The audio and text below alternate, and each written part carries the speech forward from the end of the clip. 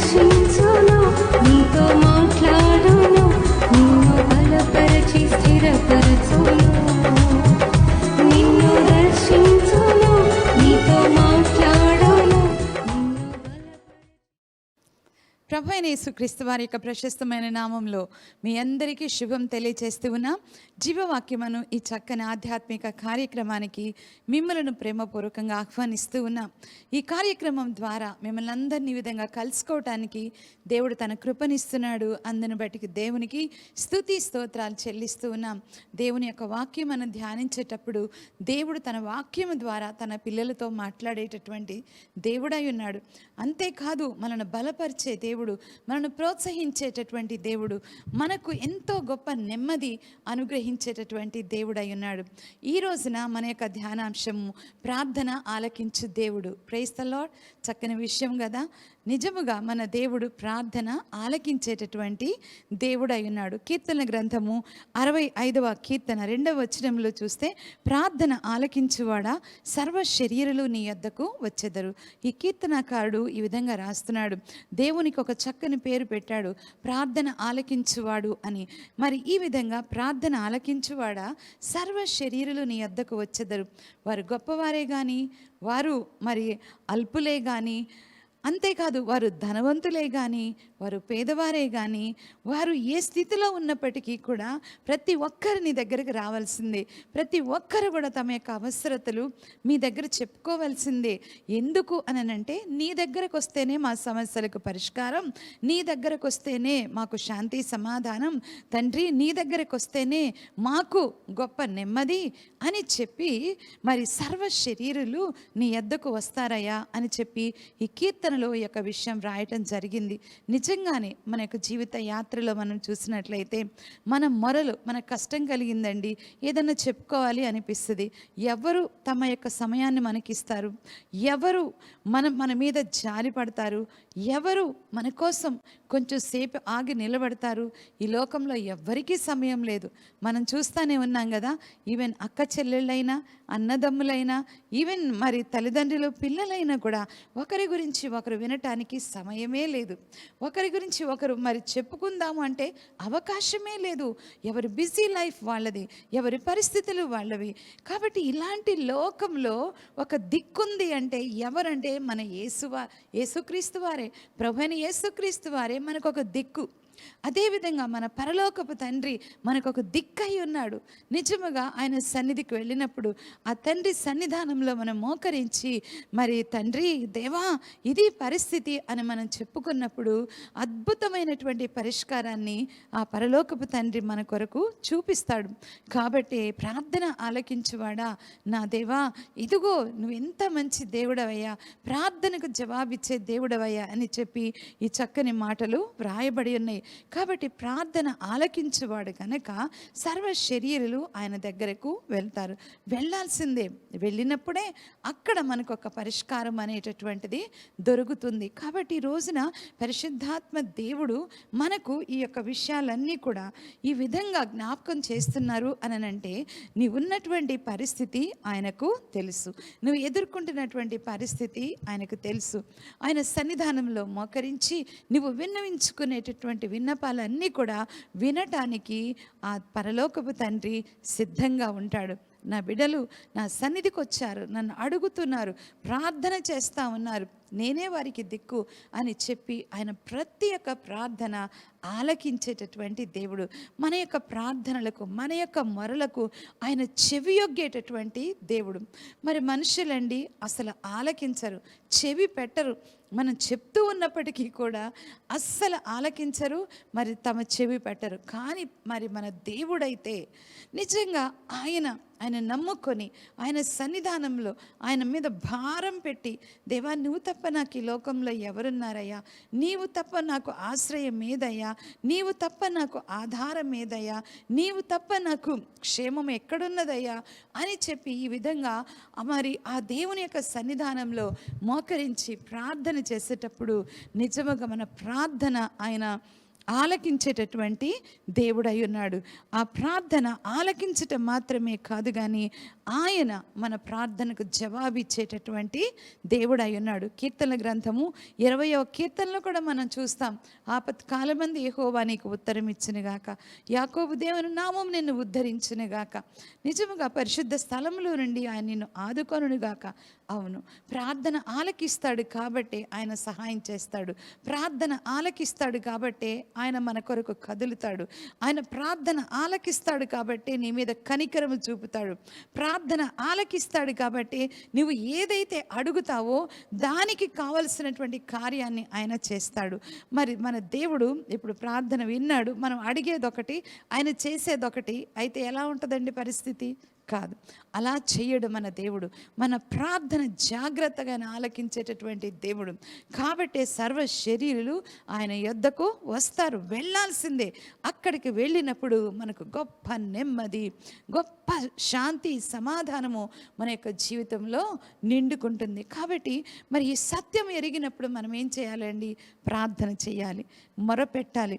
మనం అటు ఇటు తిరిగేదానికి బదులు మన యొక్క సమయం వెచ్చించి, సమయం తీసుకొని ఆయన సన్నిధానంలో మోకరించి ఉదయమే కానీ, మధ్యాహ్నమే కానీ, రాత్రే కానీ, సాయంకాలమే కానీ, అంతేకాదు మరి తెల్లవారుజామున కానీ మరి దేవుని యొక్క సన్నిధానంలో మోకరించి నువ్వు ప్రార్థన చేసినప్పుడు ఆయన నీ ప్రార్థనలు ఆలకించేటటువంటి దేవుడు అయి ఉన్నాడు. ప్రార్థన ఆలకించే దేవుడు, ఆయన ప్రార్థనకు జవాబు ఇచ్చేటటువంటి దేవుడు అయి ఉన్నాడు.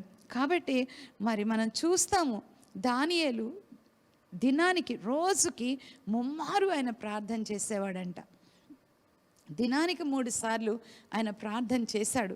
మరి అంతేకాదు, ఎలాంటి కష్టతరమైన పరిస్థితి, తన మీదకి ఎంత ఒత్తిడి, ఎవ్వరూ కూడా మరి ఇలా ప్రార్థన చేయడానికి వీలు లేదని చెప్పి రాజు దగ్గర నుంచి ఒక శాసనం వచ్చినప్పటికీ కూడా దానికి కూడా భయపడకుండా దినానికి ముమ్మారు అతడు ప్రార్థన చేస్తూ వచ్చేవాడు.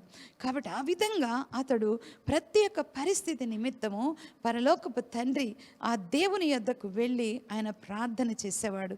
ఈ రోజున మనుషులము, మానవులము మనకు దిక్కయ్యున్నటువంటి ఆ దేవుని యొద్దకు వెళ్ళటం మనకెంతైనా అవసరం. ఆయన యొద్దకు వెళ్ళి మన ప్రార్థన ఆయన సన్నిధానంలో అప్పగించటం, ప్రార్థన చేయటం, మొరపెట్టటం, విన్నపాలు దేవుని సన్నిధికి తెలియచేసుకోవటం, మన మనవులన్నీ కూడా ఆయన సన్నిధికి తీసుకుని వెళ్ళి అప్పగించుకోవటం అనేటటువంటిది మనకెంతైనా కూడా అవసరమై ఉన్నది. Praise the Lord.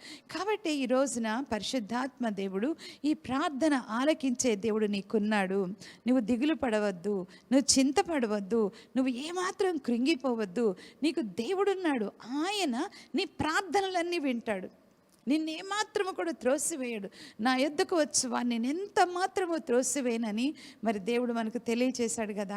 కాబట్టి అదే విధముగా ఈ పరలోకపు తండ్రి లేదా ఈ యొక్క దేవుడు మన యొక్క జీవితంలో మన యొక్క తొందరలు, మన యొక్క ఆందోళనలు, మన యొక్క మరి చెప్పుకోలేనటువంటి పరిస్థితులు అవన్నీ కూడా ఆయన పాద సన్నిధికి వెళ్ళి మనం చెప్పుకునేటప్పుడు నిజముగా ఓపికతోటి మన ప్రార్థనలన్నీ కూడా ఆలకించేటటువంటి దేవుడు అయినాడు.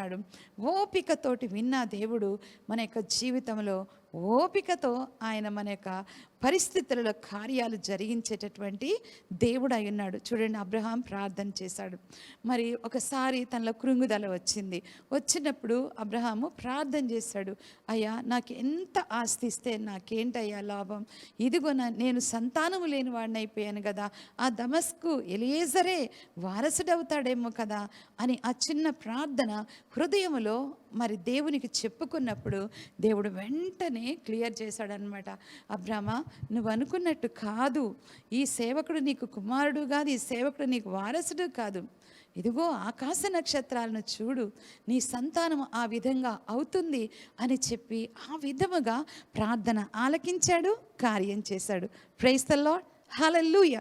ప్రార్థన ఆలకించి వెంటనే మరి అతనికి కావలసినటువంటి సమాధానం చెప్పి ఆయన హృదయంలో ఉన్నటువంటి ఆందోళన, ఆయన హృదయంలో ఉన్నటువంటి దిగులు, ఆయన హృదయంలో ఉన్నటువంటి ఆ భారభరితమైన పరిస్థితి దానంతటిని తొలగించి తన హృదయాన్ని తేలిక చేశాడు. Praise the lord.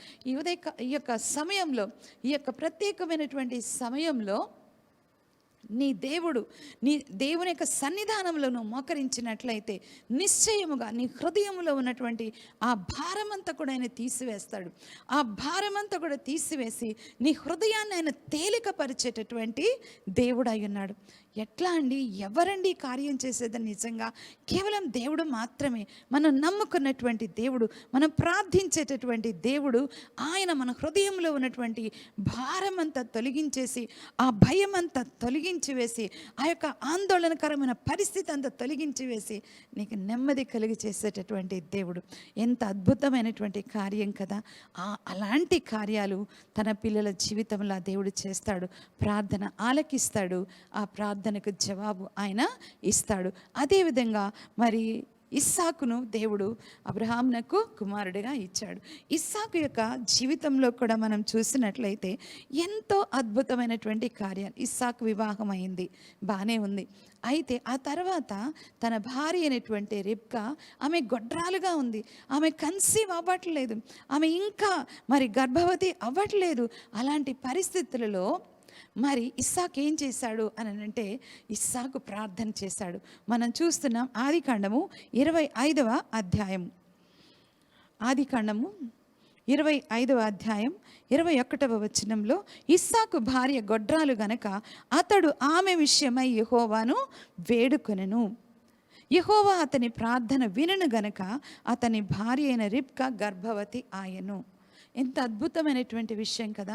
మరి ఎన్నోసార్లు ఈ వాక్యాలు మనం చదువుతూ ఉంటాం.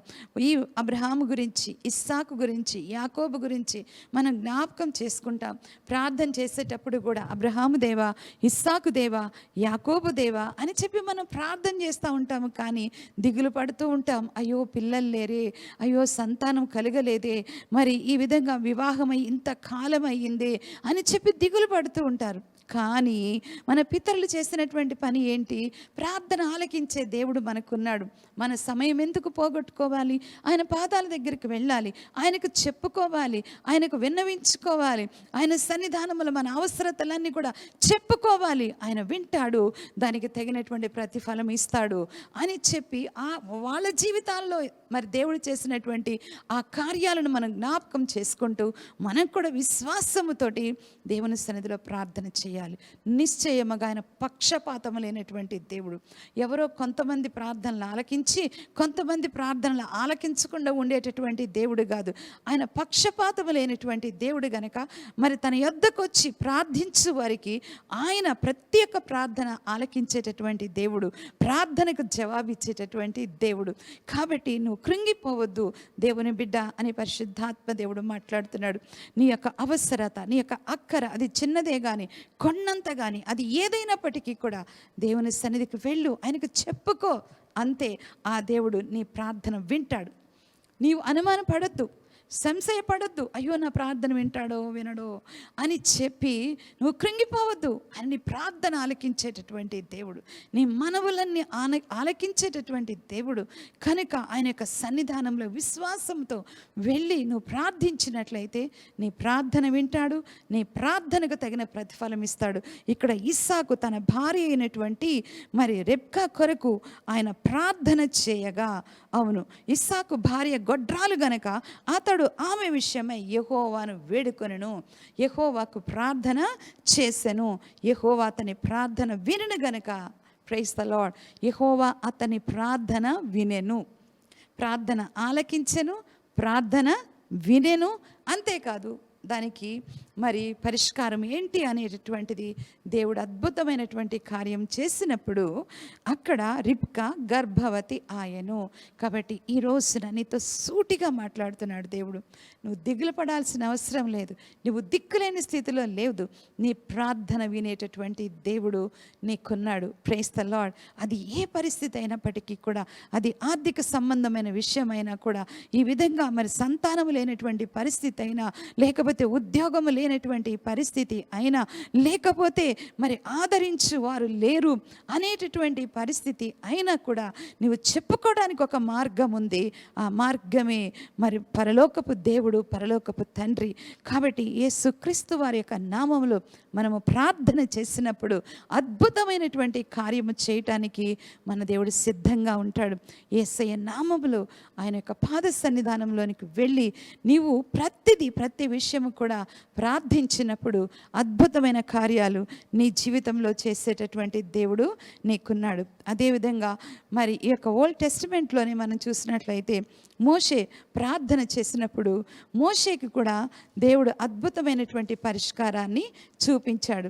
ఇశ్రాయేలీలు, దేవుని ప్రజలైనటువంటి ఇశ్రాయేలీలు వారు ప్రయాణం చేస్తూ ఉంటుండగా అరణ్య యాత్రలో ఉన్నప్పుడు వారు త్రాగటానికి నీళ్లు కోసం ఎదుగుతూ ఉన్నారు. అయితే నీళ్లు కనబడ్డాయి కానీ ఆ నీళ్లు వాళ్ళు త్రాగలేకపోయారంట. ఎందుకు అంటే ఆ నీరు చేదుగా ఉన్నాయి కాబట్టి. మరి చేదుగా ఉన్న నీరు తాగలేక మరి అక్కడ సణుక్కుంటూ ఉన్నారు, మోషే మీద సణుక్కుంటున్నారు. ఎందుకంటే అక్కడ ఒక లీడర్ ఉన్నాడు కాబట్టి ఇక వారి యొక్క కష్టం, వారి యొక్క బాధ, వారి సణుగుడు, వారికి ఉన్నటువంటి ఆయాసము యావత్తు కూడా ఆ దైవజనుడి మీద వేస్తూ ఉన్నారు. మనుషులు ఎవరైనా అంతేనండి. ఎలా అంటే ఎవరు దొరుకుతారా అని చూస్తాం. అక్కడ సమస్య ఉంటుంది, అయితే ఆ సమస్యకి నువ్వు కారణం అని చెప్పి ఈ విధంగా ఇతరుల మీద వేయటానికి ఈ విధంగా ప్రయత్నాలు చేస్తూ ఉంటారు. అదేవిధంగా ఇక్కడ మనుషులు, ఇశ్రాయేలీలు వీరు మరి మోషే మీద, దైవజనుడైన మోషే మీద సణుక్కుంటున్నారు.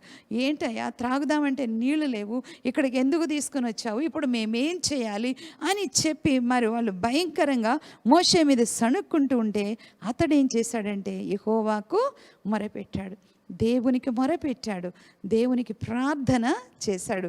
కాబట్టి దేవునికి ప్రార్థన చేసినప్పుడు ఆ దేవుడు ఆలకించేటటువంటి దేవుడు గనక ఆ దేవుడు మోషే యొక్క పరిస్థితి అర్థం చేసుకొని ఆ ప్రార్థనను ఆలకించి అతనికి ఒక పరిష్కారము చూపించాడు. అదే ఇక్కడ మనం చూస్తున్నాం. అంతటా యెహోవా అతనికి ఒక చెట్టు చూపెను, అది ఆ నీళ్ళలో వేసిన తరువాత నీళ్లు మధురములాయెను. ప్రైజ్ ద లార్డ్, హల్లెలూయా. మరి దేవుడు ఒక పరిష్కారాన్ని చూపించాడు. మరి మోషే ఏం చేశాడు? యెహోవాకు మొరపెట్టాను. మోషే దేవునికి ప్రార్థన చేశాడు, మొరపెట్టాడు. ఎందుకంటే భయంకరంగా అతని మీద పడతా ఉన్నారు. ఒక్కళ్ళు కాదు, ఇద్దరు కాదు, ప్రజలందరూ కూడా అతని మీద పడుతూ ఉన్నారు.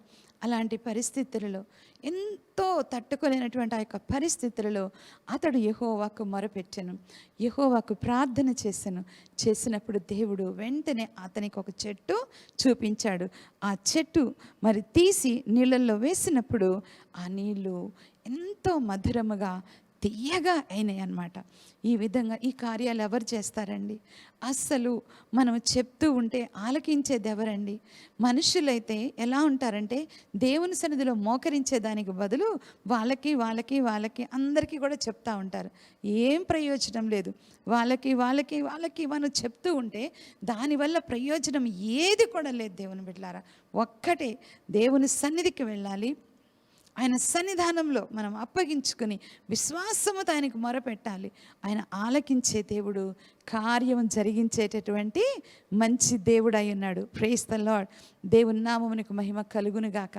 కాబట్టి ఈ విధంగా అక్కడ వచ్చిన సమస్య పరిష్కరించబడింది. ఈ దైవజనుడు అనేటువంటి మోషే ఈ విధంగా మొరపెట్టాడు, దేవుడు కార్యము జరిగించాడు. అదేవిధంగా మరి యెహోషువ గ్రంథంలో కూడా మనకు అందరికీ తెలుసు. మరి తెలిసిన విషయాలే మరలా మనం చెప్పుకుంటున్నాము అని అనుకోవచ్చు, కానీ మనము చదివినప్పుడల్లా కూడా దేవుడు నూతన రీతిలో మనతో మాట్లాడతాడు. ఈ వాక్య భాగాలు గుర్తు చేస్తున్నాడంటే దేవుని యొక్క ఉద్దేశం ఎంతో గొప్పది. నీ పట్ల దేవుని యొక్క ఆలోచన, దేవుని యొక్క ఉద్దేశము అది ఎంతో గొప్పది. కాబట్టి దేవుడు ఈ యొక్క వాక్య భాగాలు ఆయన గుర్తు చేస్తున్నాడు. ప్రార్థన ఆలకించేటటువంటి దేవుడు అని చెప్పి ఆ విధముగా దేవుడు తన యొక్క అద్భుతమైనటువంటి కార్యాలు మనకు జ్ఞాపకం చేస్తూ ఉన్నాడనమాట. యెహోషువ గ్రంథాన్ని, అంతేకాదు మరి మోషే చేసినటువంటి ప్రార్థనలు, యెహోషువ చేసినటువంటి ప్రార్థనలు, ఇవన్నీ కూడా ప్రతి ఒక్కరికి తెలుసు. అంతేకాదు పాటలు పాడతాం. మోషే ప్రార్థించగా మన్నాను కురిపించితివి, యెహోషువ ప్రార్థించగా సూర్య చంద్రులను నాపితివి అని చెప్పి ఈ విధంగా మనం పాటలు కూడా పాడుకుంటూ ఉంటాం. కానీ ఆ సమయంలో దేవుడు ఈ యొక్క లేఖన భాగాలు గుర్తు చేస్తున్నాడు అనంటే దేవుని యొక్క ఉద్దేశము ఏంటి అనేది మనం తెలుసుకోవాలి. ఎవ్వరు ఏ అవసరతలో ఉన్నారు, ఎవ్వరు ఏ కృంగుదలలో ఉన్నారు, తన బిడ్డలు ఎవ్వరు ఎలాంటి పరిస్థితుల్లో కొట్టుమిట్టాడుతూ ఉన్నారు. కాబట్టి తన యొక్క శక్తి కలిగిన కార్యాలు దేవుడు ప్రార్థన ద్వారా ప్రార్థించినప్పుడు ఎలాంటి శక్తి కలిగినటువంటి కార్యాలు జరిగాయి, ప్రార్థించినప్పుడు ఏ విధముగా తన శక్తిని మరి ఆ ప్రజలకు దేవుడు కనపరిచాడు అనేటటువంటి విషయాలు తన పిల్లలు మరలా గుర్తు చేసుకోవాలని దేవుడు మాట్లాడుతూ ఉంటాడు. కాబట్టి ఈ విధంగా యెహోషువ గ్రంథము 10వ అధ్యాయము 12వ వచనం నుండి కూడా మనం చూసినట్లయితే, యెహోవా ఇశ్రాయేలీయుల ఎదుట అమోరీయులను అప్పగించిన దినమున ఇశ్రాయేలీయులు వినుచుండగా యెహోషువ యెహోవాకు ప్రార్థన చేసెను. వారందరూ కూడా మరి వినుచు ఉంటుండగా యెహోషువ చేసిన పని ఏంటంటే దేవునికి ప్రార్థన చేస్తున్నాడు. యెహోవాకు ప్రార్థన చేసెను. సూర్యుడా నీవు గిబియోనులో నిలువుము, చంద్రుడా నీవు అయ్యాలోను లోయలో నిలువుము. జనులు తమ శత్రువుల మీద పగ తీర్చుకొని వరకు సూర్యుడు నిలిచెను, చంద్రుడు ఆగెను. సూర్యుడు ఆకాశ మధ్యమున నిలిచి ఇంచుమించు ఒకనాడెల్లా అస్తమింప త్వరపడలేదు. ఎంత అద్భుతమైనటువంటి కార్యం! మరి దేవుని యొక్క సన్నిధానంలో అతడు యెహోవాకు ప్రార్థన చేశాడు. సూర్యుడు నిలిచిపోవాలి, చంద్రుడు ఆగిపోవాలి, అంతే.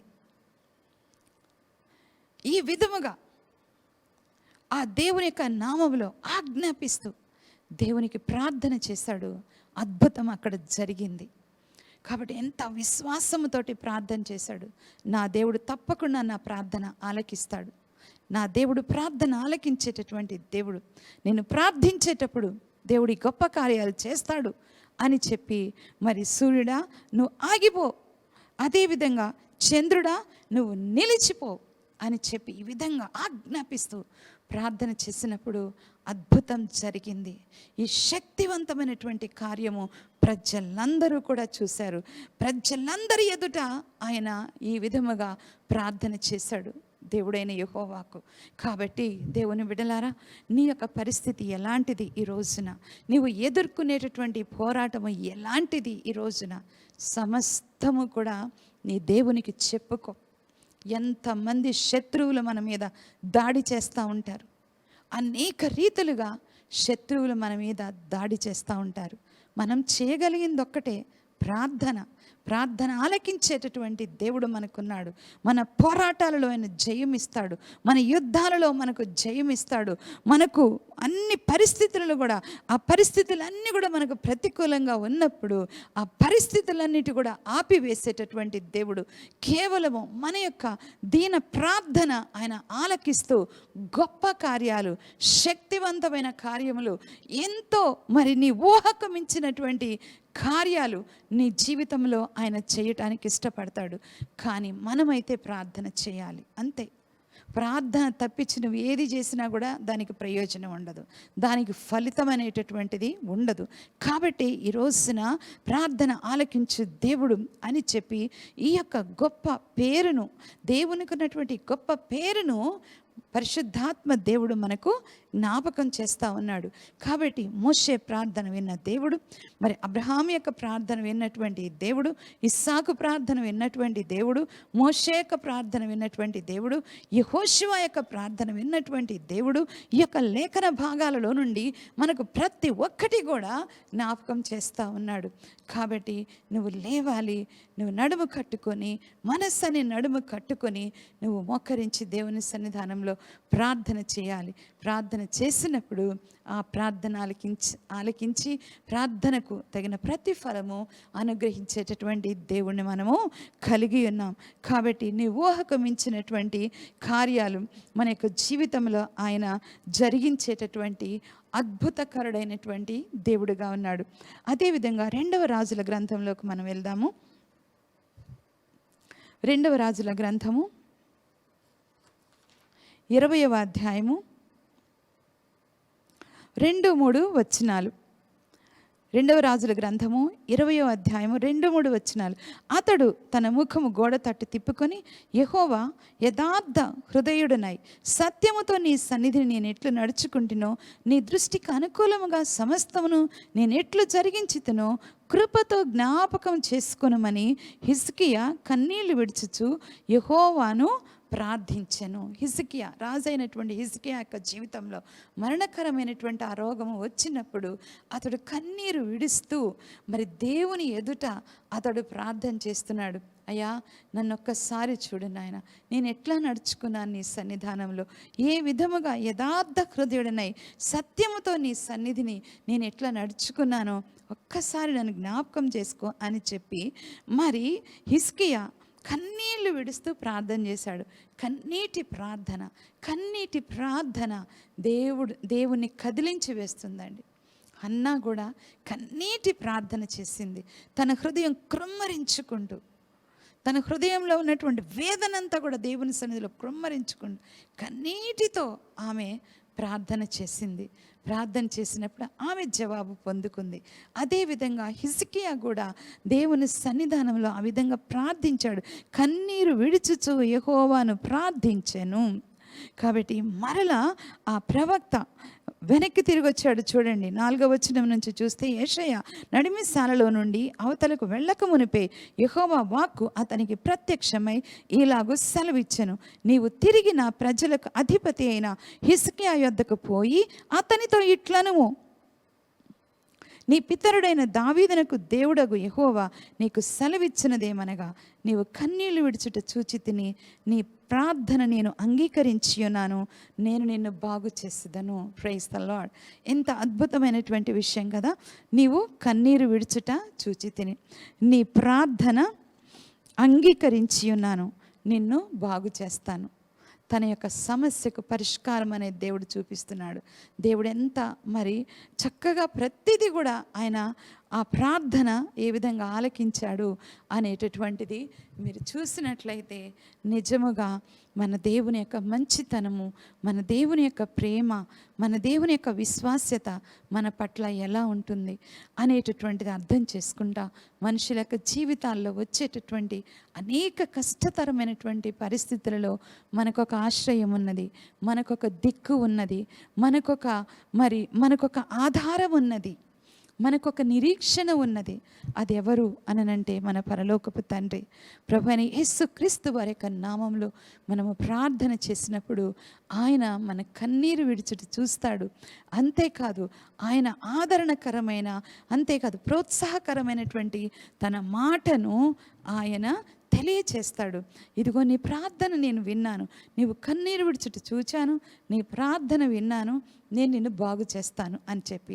అదేవిధంగా ఆర్థిక సంబంధమైన అప్పుల బాధల్లో ఉన్నటువంటి వారిని మనం చూసినట్లయితే నువ్వు ప్రార్థించినప్పుడు, అమ్మా నీ కన్నీరు నేను చూస్తున్నాను, ఇదిగో నీ బాధ నేను అర్థం చేసుకున్నాను, నీ పరిస్థితులన్నీ కూడా నేను ఎరిగినటువంటి దేవుడను, ఇదిగో నీ పరిస్థితులలో నేను నీకు విడుదల కలిగి చేసే దేవుడను, ఆ యొక్క కష్టతరమైన పరిస్థితుల నుంచి నేను నిన్ను బయటికి తీసుకుని వస్తాను అని చెప్పి మనతోటి మాట్లాడేటటువంటి దేవుడు అయి ఉన్నాడు. మన సమస్యలకు పరిష్కారం ఒక్కటే, దేవుని యొక్క పాదపీఠం దగ్గరకు వెళ్ళి మనము ప్రార్థన చేయటమే. ప్రార్థన ఆలకించే దేవుడు మనకున్నాడు, ప్రార్థనకు ప్రతిఫలం ఇచ్చే దేవుడు మనకున్నాడు, మన యొక్క హృదయాన్ని అర్థం చేసుకునే దేవుడు ఉన్నాడు, మన యొక్క హృదయంలో ఉన్న భారమును తీసివేసి నెమ్మది కలుగ చేసేటటువంటి దేవుడు మనకున్నాడు. కాబట్టి ఈ సమయంలో నేను మీ కొరకు ప్రార్థన చేస్తూ ఉంటుండగా ప్రార్థనలో ఏకీభవించండి. స్తోత్రం తండ్రి, స్తోత్రం స్తోత్రం స్తోత్రం నాయన. ప్రేమ నమ్మకం గల మా ప్రియ పరలోకపు తండ్రి, మంచి దేవా నీకు వందనాలు, స్తోత్రాలు. ఇంతవరకు మీరు మాట్లాడిన ప్రతి మాట కొరకే నీకు వందనాలు అయ్యా. ఈ వాక్యం ఎంతెంతమంది వింటున్నారు అయ్యా తండ్రి నా నాయన, మరి యూట్యూబ్ ద్వారా, అదేవిధంగా రేడియో ప్రోగ్రామ్స్ ద్వారా, అదేవిధముగా నా తండ్రి మరి టీవీ ప్రోగ్రామ్స్ ద్వారా ఎంతమంది అయితే ప్రజలు ఈ వాక్యం వింటున్నారు నా నాయన, వారిలో ప్రభువా ఒక నూతన కార్యం మీరు జరిగించండి తండ్రి. స్తోత్రాలు. ఎవ్వరు కూడా కృంగిపోకుండా నీ సన్నిధానంలో విశ్వాసం విశ్వాసముతో వారు ప్రార్థించాలి. అంతేకాదు ప్రార్థనకు జవాబు వాళ్ళు పొందుకోవాలి. వారి ప్రార్థనకు ప్రతిఫలము మీరు దయచేసి నాయన అయ్యా వారిని కనికరించి, అయ్యా వారి కన్నీరు తుడిచి ప్రభువా వారి సమస్యలకు పరిష్కారం దయచేసి వారి యొక్క హృదయ వేదన తొలగించమని వారందరినీ కూడా నీ కృపాహస్తాలకు అప్పగిస్తూ ముయ్యబడిన గర్భము యేసు నామములో తెరవబడును గాక అని చెప్పుచు అదే విధముగా నా తండ్రి నాయన రోగగ్రస్తులైతే యేసు నామములో వారు స్వస్థత పొందుకోవాలి. అదేవిధంగా అప్పుల బాధలో ఉన్న వాళ్ళు యేసు నామములో విడుదల పొందుకోవాలి, సమృద్ధి పొందుకోవాలి. ఆ విధంగా నా తండ్రి అద్భుత కార్యాలు వారి జీవితంలో జరుగునట్లుగా నీ కృప చూపించి దీవించి ఆశీర్వదించమని యేసయ్య పరిశుద్ధ నామంలో అడిగి వేడుకొంచున్నాము తండ్రి, ఆమేన్. ఈ వాక్యము మీరు విన్న తర్వాత మరి అనేక మందికి షేర్ చేయండి. ఈ యొక్క వాక్యం ద్వారా ఇంకా అనేక మంది దీవించబడతారు.